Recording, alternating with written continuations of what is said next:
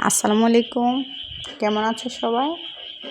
আলহামদুলিল্লাহ, আশা করি ভালো আছো। আজকে তোমাদের সাথে শেয়ার করব কে কতটুকু পানির ভিতরে ডুবে আছো। সবাই কমেন্ট করে জানাবা।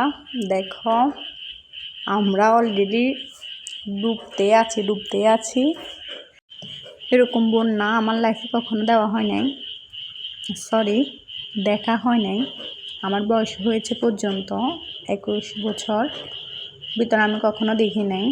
এখন দেখতেছি। দেখো, আমার কত সুন্দর একটা শখের বাগান ছিল, ওইটাও ডুবে গিয়েছে। এই যে অনেক কুচ করে গাছগুলো লাগানো হয়েছে, ওগুলো ডুবে গিয়েছে। বাড়ির আশেপাশে দেখো, গরুগুলোকে এখানে আশ্রয়ের জন্য বাঁধা হয়েছিল, এখন ওগুলো ডুবে যাচ্ছে আস্তে আস্তে। সব কিছুতে শুধু পানি আর পানি, মানে পানির কোনো শেষ নাই। এত পানি আল্লাহ তাআলার, মানে কত যে একটা নিয়ামত, অতিরিক্ত পানি। এই যে দেখো, পুরা 15টা না 18টা সিঁড়ি আছে এই কাতলাটাতে, সবগুলো ডুবে একবার উপর পর্যন্ত পানি উঠে গেছে। এই যে দেখো, এখানে এই পুকুরটাতে হাজার হাজার টাকার মাছকে এখানে ছাড়া হয়েছিল। এখন মাছগুলো চলে যাচ্ছে বিদায় এখানে পুরা চতুর্দিকে নেটের জাল দিয়ে ঘিরে ফেলতেছে।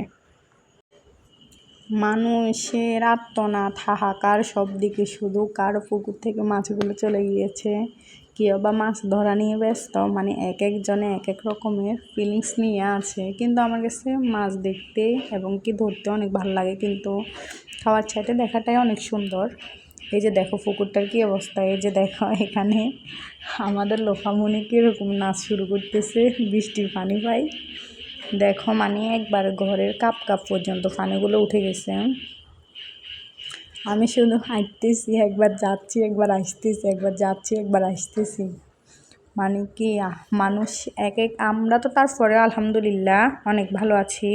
কিন্তু এখন যত সন্ধ্যা হচ্ছে তত মানে পানির ইয়াটা অনেক বেড়ে যাচ্ছে, বাড়তেই আছে। যে অতিরিক্ত পানি হয়ে গেছে, এরকম পানি আমার লাইফে কখনো দেখা হয় নাই।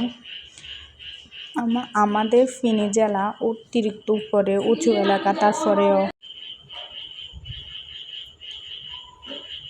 মানে বাড়তেই আছে। পানির কোনো কমার কোনো সুযোগ না। আর তো বৃষ্টির পর বৃষ্টি। আল্লাহ তোমাদের কি অবস্থা জানাবে। আল্লাহ সবাইকে হেফাজত করুক, ভালো রাখুক সবাইকে। এই যে এটা দেখো, আমাদের ঘরের একবারে মেন, আমরা যে সিঁড়িটা দিয়ে ঘরের ভিতর প্রবেশ করি, ওই সিঁড়িটাতে এখনও উঠে নাই, তবে উঠে যেতে পারে। এই যে দেখো, আমাদের এখানে দুটো সিঁড়ি আছে। একটা সিঁড়ি অলরেডি ডুবে গিয়েছে, আর একটা